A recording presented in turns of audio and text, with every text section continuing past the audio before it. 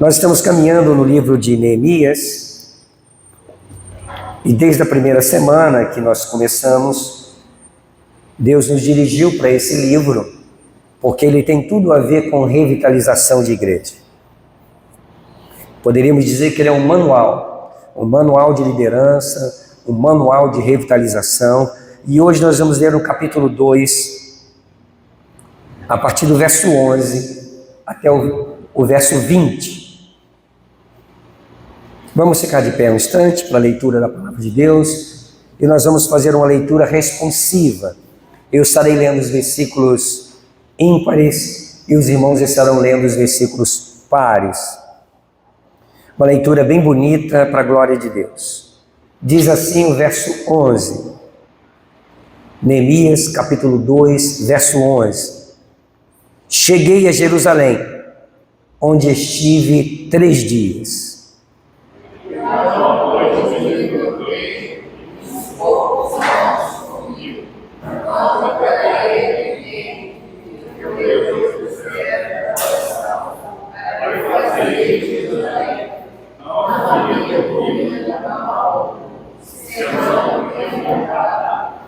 De noite saí pela porta do vale, para o lado da fonte do dragão e para a porta do monturo, e contemplei os muros de Jerusalém, que estavam assolados, cujas portas tinham sido consumidas pelo fogo.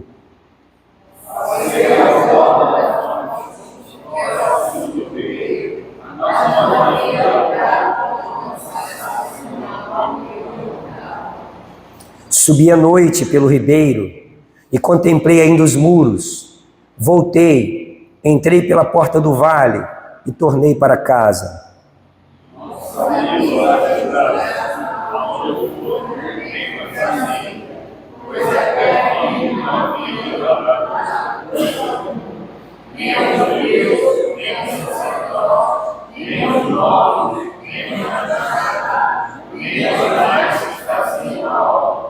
Então lhes disse: estais vendo a miséria em que estamos? Jerusalém assolada e as suas portas queimadas. Vinde, pois, reedifiquemos os muros de Jerusalém e deixemos de ser opróbrio.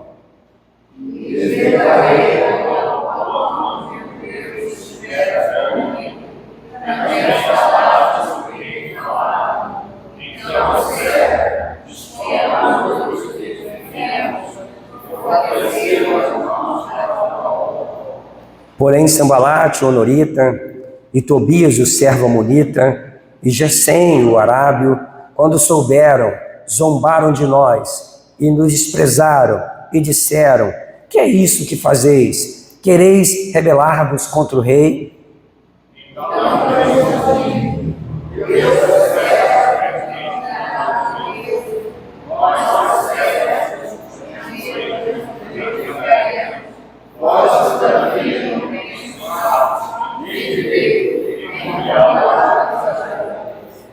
Oremos todos, irmãos. Pai, é diante da Tua palavra que nós estamos, ó Deus. Palavra poderosa, palavra restauradora, renovadora, palavra que nos liberta, Senhor. Palavra que nos ensina. Que o Senhor possa, Deus, em nome de Jesus Cristo, por meio dessa palavra, Senhor, fortalecer o Teu povo nesse lugar. Fortalecer a minha vida e a cada um de nós que estamos aqui. Precisamos, ó Pai, do alimento sólido que vem do trono da Tua graça, para que possamos continuar a nossa caminhada.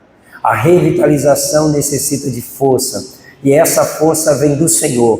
O Senhor é a nossa força. Então, Deus, que o Senhor nos fortaleça para a glória do Teu nome, em nome de Jesus Cristo. Amém e amém. Podeis assentar todos. É uma narrativa bem interessante para todos nós. Logo no versículo 11, quando nós lemos a palavra de Deus, Neemias vai dizer assim: cheguei a Jerusalém. Tudo que nós estudamos até aqui foram os preparativos que esse homem de Deus ele aprontou para que houvesse a reedificação daquele muro, daquela cidade que estava assolada e abandonada. Por muitos anos, muro caído, portões queimados, a cidade estava sem defesa, a cidade estava sem justiça, porque um dos simbolismos do portão queimado é que não havia justiça naquele lugar, não havia quem julgasse, porque o portão era um lugar que a cidade praticava justiça, praticava ali as demandas das necessidades daquela população. É dizer que não tinha muro, era dizer que não tinha defesa, eles estavam vulneráveis aos ataques dos inimigos. Qualquer coisa que eles plantassem, qualquer coisa que eles juntassem, bandos vinham e roubavam aquela cidade. Então aquela cidade estava vivendo um verdadeiro opróbrio, vivendo uma verdadeira miséria, sem força, sem ânimo para se levantar, para sair daquela situação. Quando Deus levanta esse homem, lá no palácio distante, milhares de quilômetros, lá em Suzã, na fortaleza, Deus chama aquele homem, e aquele homem então, atendendo a voz de Deus, tomando ciência do que estava acontecendo com essa nação, tomando conhecimento, tendo notícias de que o povo de Deus estava vivendo daquela maneira, ele se coloca para Deus, mais ou menos como o profeta Isaías, que diz: eis-me aqui, e ele se coloca para poder servir ao Senhor e ser útil aos propósitos de Deus para aquele povo. E ele então vai falar com o rei, como todos nós temos a história durante todo esse mês, pede cartas e vai se preparando. Na semana passada, quando nós lemos o texto, nós vimos ali a história das oposições que se levantaram porque ele estava procurando o bem daquela nação. Ele tinha pedido ao rei cartas para poder passar por territórios que ele iria cruzar, porque ele iria passar por várias nações, então ele precisava da autorização para poder cortar aqueles caminhos, recebe autorização. Ele já havia planejado que iria precisar da autorização dos governadores para começar essa obra, e além da autorização dessa obra, ele também iria precisar de madeiras para reconstruir o templo, reconstruir os muros, melhor dizendo. E o que a gente encontrou na semana passada? Que quando ele procurou o bem, quando ele estava procurando o bem daquele povo, pessoas se levantaram para que pudessem impedir o avanço da obra de Deus. E o nosso tema da semana passada foi sobre perseguição. E toda obra que a gente vai querer fazer para Deus, todo envolvimento nosso no reino de Deus, envolve perseguições e às vezes pessoas se levantam. Hoje, o que nós queremos tratar aqui com os irmãos é sobre a necessidade da reforma. No nosso caso aqui, a necessidade da revitalização. Então, quando nós tratamos de revitalização, essa palavra revitalizar é vida, é revitalizar. Revitalizar é uma vida renovada, uma renovação de vida. Então, o que nós precisamos é essa renovação de vida, a revitalização da igreja. Só que quando nós falamos de revitalização da igreja, nós não estamos falando de pedras, tijolos, paredes. No caso de Neemias, sim, era reforma daquele muro, era revitalização daquela cidade no sentido físico, mas que traz um simbolismo para a gente nessa noite. Porque a revitalização nossa hoje não é a revitalização do templo. Nosso templo está pintado, nosso templo está bonito, nós temos chão de granito, nós temos os ar-condicionados no lugar, é uma igreja bem localizada, é uma estrutura bem feita, os irmãos que vêm trabalhando aqui ao longo dos anos têm feito um trabalho extraordinário, eles estão de parabéns por tudo que construíram aqui. Então hoje nós não estamos tratando para a gente como uma reforma física, mas nós temos que tratar e olhar para o nosso coração como uma reforma que precisa ser feita dentro de nós. É nós tomarmos a consciência de que a reforma que nós estamos pregando, a revitalização que nós olhamos no texto, ela não está falando para tijolos, mas ela está falando para pessoas. Então nós vamos para esse texto, mergulhar nesse texto, entendendo que nós temos que aplicar todo esse contexto à nossa vida pessoal. Talvez para algumas pessoas que estão se achegando agora, os muros fendidos significa uma família de ponta cabeça. Talvez para muitos que estão chegando aqui agora, o portão queimado seja o casamento completamente arruinado. Vida espiritual virada de ponta cabeça. Então nós vamos entrar no texto, mas nessa perspectiva, falando de obra, mas olhando para dentro de cada um de nós. Tá certo? Então vamos lá. Primeira coisa que nós encontramos no versículo 11 é quando ele diz assim: cheguei em Jerusalém. Ele faz a viagem, chega em Jerusalém, vai fazer uma análise de como está aquela situação, vai percorrer aquela cidade, vai andar pelos escombros. Por 3 dias ele está ali andando por aquela cidade, não fala nada para ninguém. E depois de 3 dias ele vai chamar os magistrados. Então é a chegada desse homem no local em que precisava a obra ser feita. É o que nós vamos retratar nesse texto. Versículo 11 vai dizer que ele chega a Jerusalém, onde ele está por 3 dias analisando o que fazer naquele lugar. E ele vai dizer: eu não declarei nada a ninguém. Só o meu Deus sabia o que estava no meu coração. Foi o próprio Deus que pusera isso no meu coração. Então eu fui lá, ver como é que estava e analisar. E ele vai dizer: eu saí de noite, saí no escuro, no verso 12. Fui pela porta do vale, pelo lado da fonte do dragão e para a porta do monturo. Contemplei os muros de Jerusalém que estavam assolados, cujas portas tinham sido consumidas pelo fogo. Vamos nos lembrar que ele havia, através de Hanani, seu irmão, ouvido falar da situação da nação. Ele havia, por intermédio de notícias, escutado dizer que os muros estavam derrubados e que as portas estavam queimadas. E vamos lembrar que lá, quando ele teve a notícia de que a cidade estava nessa situação, ele se põe a chorar, ele se põe a se lamentar, e ele se põe a jejuar, porque ele soube que aquela nação estava vivendo uma miséria. Agora, os olhos deles estão vendo. Os olhos desse homem estão contemplando aquela necessidade.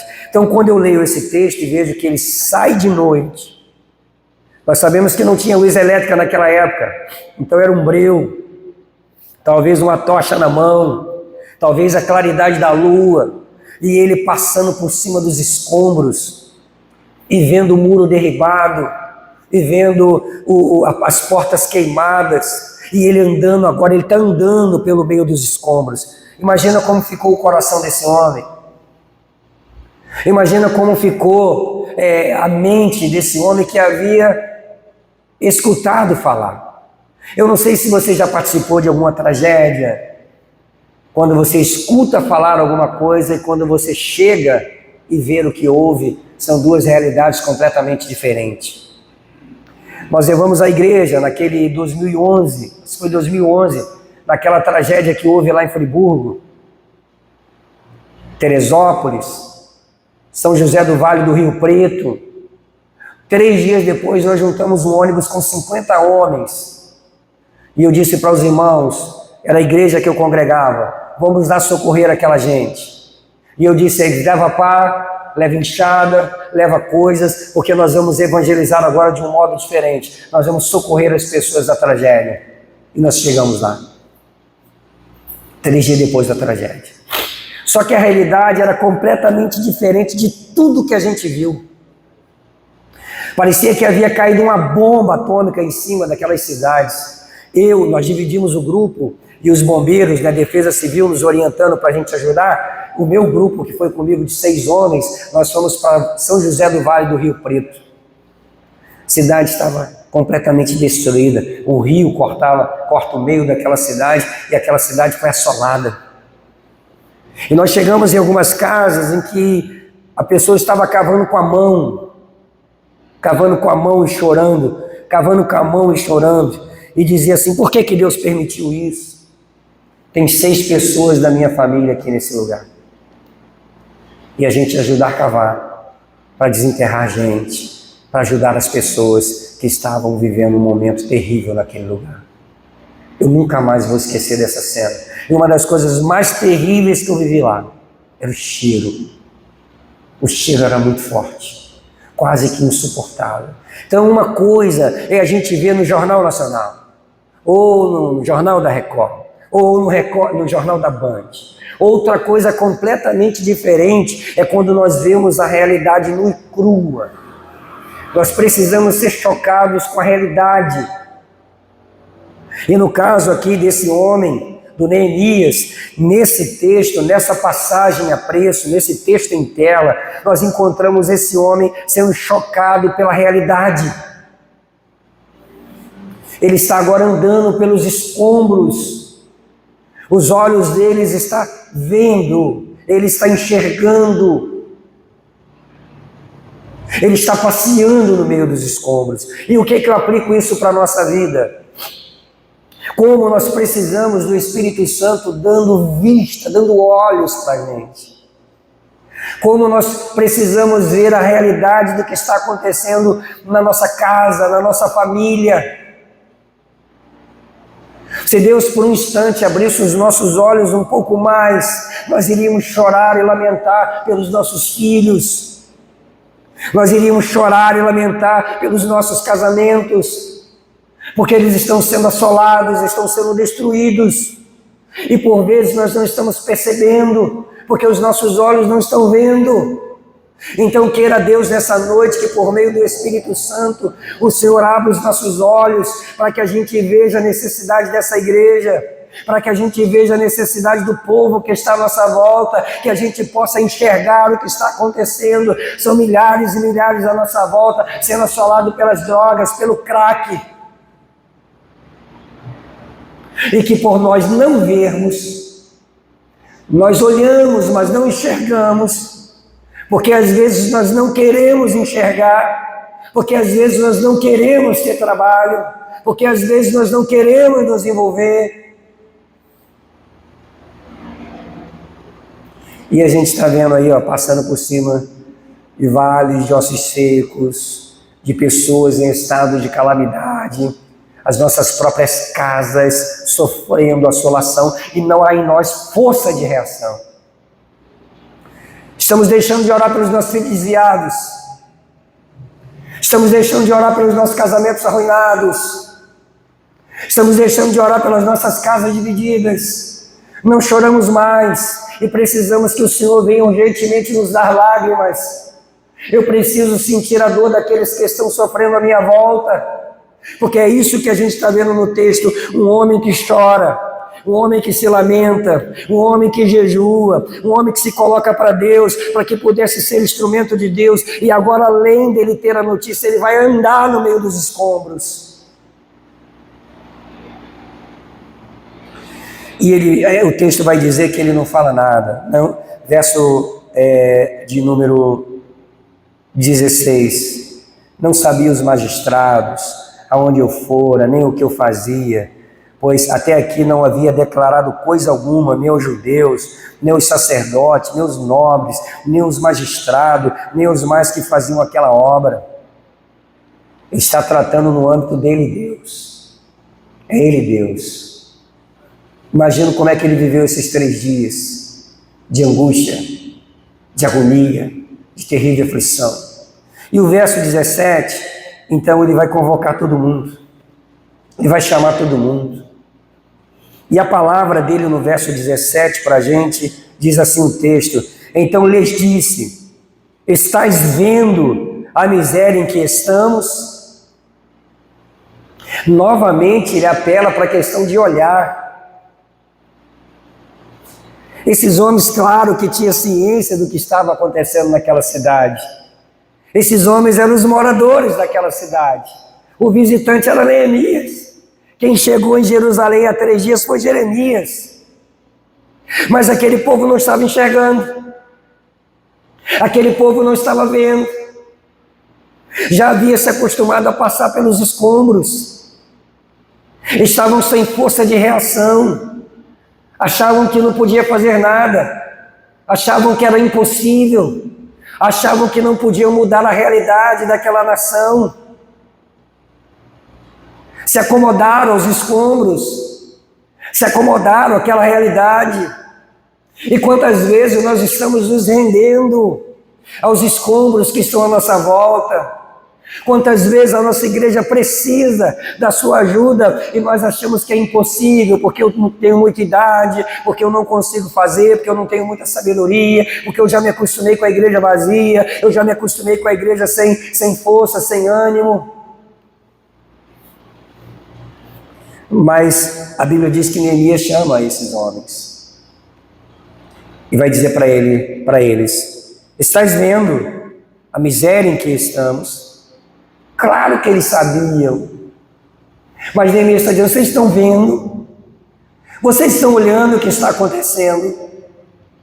Aí eu olho aqui para a gente, para todos nós aqui de Pacheco, e falo: vocês estão vendo o que está acontecendo com a igreja ao longo dos últimos anos? Eu perguntei a uma irmã, quando eu cheguei logo no começo: irmã, há quanto tempo que a irmã acha que a igreja está se declinando? E ela disse assim para mim: talvez há uns 10 anos. Há uns 10 anos que a gente vem perdendo membros. Há uns 10 anos que a gente vem perdendo pessoas, e depois da pandemia piorou mais ainda. Entende? São 10 anos que a gente está se acostumando com a igreja esvaziando. E estamos andando por meio de necessidades e nós não temos força para mudar isso. Então o chamado que eu faço nessa noite para todos nós que aqui estamos é: vocês estão vendo a necessidade da igreja? Vocês estão vendo como é que nós precisamos trabalhar aqui nessa igreja? Neemias sozinho não podia fazer nada, por isso que ele chama os homens, e ele vai dizer: Jerusalém está assolada, as suas portas estão queimadas. E ele chama agora essa gente para estar com ele: vinde, vamos nos juntar. O vinde é isso, vamos nos juntar. Vamos trabalhar juntos, verso 17. Vamos trabalhar juntos. Vamos reedificar os muros de Jerusalém e deixemos de ser opróbrio. A partir do momento que há uma unidade de coração, a partir do momento que há uma unidade no nosso coração, o desejo da gente reedificar a cidade, o desejo de reedificar o muro, o desejo de fazer a obra conjuntamente, as coisas vão acontecer. Verso 18 ele vai dizer: eu lhes declarei como a boa mão de Deus estivera comigo. Porque ele vai contar no que houve, ele vai contar que começou a orar, ele vai contar que começou a jejuar, ele vai contar que foi procurar o rei e que foi um milagre o rei ter atendido a ele.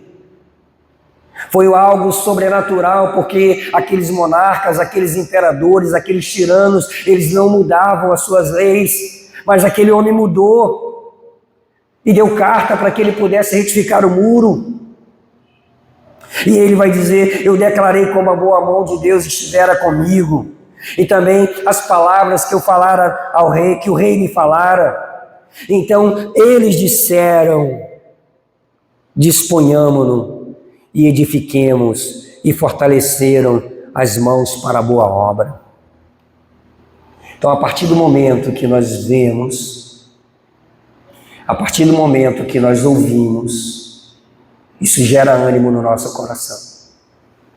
Neemias anda pelos escombros, chama a atenção daqueles homens. Vocês estão vendo? Talvez, a Bíblia não diz, mas talvez Neemias levou até aqueles homens para uma localidade onde estava tudo disposto. Essa é a nossa necessidade. Ó. Vocês estão vendo aí a cidade? A cidade está queimada. Os muros estão derribados. Aí ele vai dizer que ele diz como a boa mão do Senhor estava com ele. E como o rei lhe foi favorável, e está contando um milagre do que acontece. Então, quando eles veem e ouvem, a Bíblia vai dizer que eles disseram: disponhamo-nos e edifiquemos e fortalecemos as mãos para as obras. Eu tenho certeza que essa igreja já está vendo. Eu tenho certeza que todos nós que estamos aqui já estamos ouvindo. Eu tenho certeza que todos nós que estamos aqui nessa noite já estamos dizendo todos juntos: vamos edificar os muros. Vamos revitalizar essa igreja. Quando eu vejo irmãs falando comigo ali: eu quero evangelizar, eu vou trazer a pessoa aqui no domingo que vem, eu estou chamando meus vizinhos para vir, eu estou chamando os meus familiares para chegar. Elas estão dizendo: vamos nos dispor a edificar essa cidade. Nossas mãos estão sendo fortalecidas e nós estamos avançando para a glória de Deus. Ouvir uma pessoa dizer ali na porta comigo: conta comigo para o que você quiser. para o que você precisar. Pode me colocar lá no grupo, que eu quero fazer parte do grupo lá, do WhatsApp da igreja, para que eu possa receber as notícias. Quando eu vejo pessoas dizendo assim, eu quero participar do Pão da Vida. Quando eu vejo pessoas falando, eu quero trabalhar no Varal Vida Solidária. Quando eu vejo gente, Deus trazendo gente como o Mateus, que chegou aqui dizendo, eu quero trabalhar também, quero ajudar. Vinícius, que está lá de Niterói para vir tocar aqui com a gente, é o músico lá da IPM. José Carlos, que com um sorrisão, eu acho que eu nunca tinha visto um sorriso tão largo do José Carlos igual eu vi nessa noite, quando eu abracei ele. Disse assim, estamos juntos. Verdade, Zé Carlos. Como esse sorriso seu hoje me fez bem. Sabe? Da gente ver a graça de Deus entrando na nossa vida, no nosso coração. Olha como a gente tem recebido apoio aqui de Correia, de Telmo, de Ricardo, os presbíteros dessa igreja, José Amaro, do diácono Laércio, Lauro, gente que está querendo trabalhar para a glória de Deus. Então, nós estamos vivendo esse momento. Vamos colocar no passado.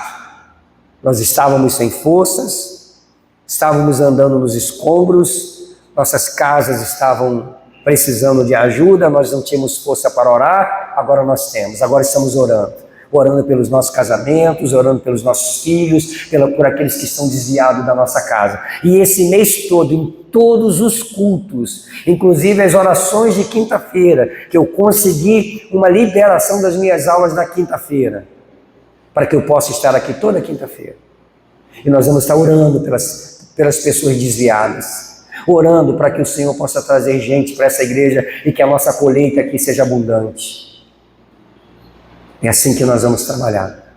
Nós vamos trabalhar de joelhos dobrados, consertando tudo que precisa ser consertado na nossa vida, fazendo uma reforma geral na nossa vida. Confesse o seu pecado, abandone o seu pecado, conserte aquilo que está errado e vamos embora consertar tudo e vamos glorificar a Deus, para que a gente viva esse novo tempo aqui nessa igreja para a glória do Senhor Jesus Cristo. A reforma é uma necessidade vital da igreja. Uma reforma torna-se necessária quando falta ao povo segurança, justiça, dignidade. É o que aconteceu naquele povo, naquele momento quando Neemias chega. Uma reforma torna-se imperativa quando os problemas se agigantam e parecem insolúveis. Havia escombros, pobreza, desânimos, decretos contrários, fortes perseguições, mas aquela reforma era necessária. Para a nossa vida, uma reforma na vida dos crentes, ela é necessária quando nós estamos desanimados, quando nós estamos enfraquecidos, ou sem ação necessária do que precisa ser feito. Quando os inimigos parecem prevalecer contra a igreja, intimidando-a, fazendo-a paralisar a obra, quando faltam pessoas comprometidas com Deus, que ousem desafiar os problemas e promover com o povo uma reação de restauração da igreja. Então nós olhamos para tudo que nós vivemos aqui nesses últimos anos e nós encontramos exatamente isso que eu estou descrevendo aqui para o nosso coração. Estávamos sem forças, enfraquecidos, desanimados, não tínhamos uma reação necessária para o que precisava ser feito. Contudo, por que precisamos de uma reforma e por que é tão urgente essa reforma? Por que é tão necessária na vida da igreja essa reforma? Primeiro, assim como aquele povo estava vivendo em opróbrio, para que a nossa igreja deixe de ser opróbrio. Quantas pessoas estavam vendo essa igreja vazia, estavam achando que ela era uma igreja até mesmo fracassada. Uma das palavras que eu recebi aqui quando cheguei do presbítero Correia foi essa: a nossa igreja é uma igreja de 104 anos, é uma igreja de gente forte, gente valente, que ela precisa ser revitalizada. Não foi, Correia? É uma igreja que tem história, uma igreja que plantou tantas outras, mas parece que as pessoas estão esquecendo da história da igreja, as pessoas estão tripudiando a história da nossa igreja. Então é necessária a revitalização para que a gente saia do opróbrio. Segundo, para que saibamos que Deus está conosco. Nós precisamos experimentar esse gozo na nossa alma. Nós precisamos experimentar essa revitalização na nossa alma. Nós precisamos experimentar essa alegria na nossa alma. Nós precisamos experimentar esse renovo do Espírito Santo na nossa alma. Nós queremos ver aqui crentes avivados, cheios do Espírito Santo, que louvam o Senhor com alegria. Gente de oração. E por fim, para que todos aqueles que se levantam contra a obra de Deus, principalmente o inimigo da nossa alma, eles sejam destruídos e que a igreja possa prevalecer na sua missão. Por fim, para nós encerrarmos, a reforma da igreja precisa dessa mútua cooperação. Como eu disse, ele anda pelos escombros, vai fazer lá a análise que tem que ser feita, chama as pessoas, porque ele entende que sozinho não conseguiria fazer nada. Então nós precisamos de uma mútua cooperação. Nós vamos ver nos capítulos a seguir de Neemias, que ele vai colocar uma família de um lado do muro, vai colocar uma outra família construindo outro pedaço do muro, uma outra família consertando uma porta, uma outra família, e ele vai espalhar em volta daquele muro todo as famílias que estavam ali em Jerusalém. E ele vai delegar autoridade para que todo mundo esteja trabalhando. É isso que precisamos fazer. Nos unir. Gente vai estar trabalhando no pão da vida. Gente vai estar trabalhando no varal Vida Solidária. Chamei o Zé Carlos. Zé Carlos, nós precisamos planejar os grupos pequenos para o ano que vem. Eu vou sentar com o Zé Carlos, que tem experiência nos grupos pequenos, a experiência que eu também tenho. Nós vamos fazer o planejamento para o ano que vem, nós começarmos às terças-feiras os grupos pequenos. Vou precisar da equipe de louvor aqui afinada, todo mundo apoiando, todo mundo chegando cedo. O diácono, eu preciso dos diáconos chegando cedo. Eu preciso dos irmãos dizimando. Eu preciso da gente cooperando com a obra de Deus. Você que não é dizimista, passe a ser dizimista. Você que não consegue dizimar porque não compreendeu a palavra de Deus, me procure, que eu vou sentar com você e vou te explicar. Você que não consegue soltar o dinheiro porque tem algum problema, ore, Deus limpa o meu coração, trabalha no meu coração para que eu possa ser fiel às coisas de Deus. É uma mútua cooperação. Nós vamos dividir as tarefas para que a gente possa ver essa obra acontecendo para a glória de Deus. Quando nós falamos de revitalização, o grande revitalizador das nossas almas, da nossa alma, é Jesus Cristo. É Ele que nos revitaliza. É Ele que, por meio do Espírito Santo, nos dá esse vigor que nós precisamos. E quando nós falamos da revitalização da igreja, o grande executivo da igreja é o próprio Espírito Santo. Então nós estamos falando de obra de Deus, nós estamos falando de poder de Deus, nós estamos falando de graça de Deus, e é isso que nós precisamos na nossa vida aqui na igreja em Pachecos. Então que possamos nos colocar diante do Senhor e compreender que a reforma é necessária. Se a gente trouxesse essa reforma para o século XVI, o que aconteceu com a igreja no século XVI? Estava perdida. Houve a reforma. Um dos lemas da reforma era: igreja reformada, sempre se reformando. Se a gente olha para o século XVIII, século XIX, a igreja passou por uma crise tão severa que as pessoas passavam maniando a cabeça. Maniar a cabeça e dizer assim, ó, não tem mais jeito. E Deus soprou o seu espírito em grandes avivamentos ali no século XVIII e trouxe uma reforma para a igreja, uma revitalização para a igreja. Nós estamos vivendo hoje no século XXI, nós estamos aqui em 2024, na igreja de Pachecos, e nós sonhamos com a revitalização dessa igreja. Todas as reformas que nós encontramos, ela começa com oração, ela começa com a restauração da Bíblia, do púlpito, e ela começa com o mover de Deus. Então que o mover de Deus venha sobre a nossa vida, que o Senhor possa soprar sobre esse lugar, e que nós possamos experimentar tudo aquilo que Deus tem proposto para a nossa vida. Amém? Eu te convido a ficar de pé, e nós vamos orar nessa noite. Quantos creem aqui, irmãos, que o Senhor é poderoso para nos dar essa grande vitória, né? Todos nós. Todos nós estamos comprometidos com essa obra.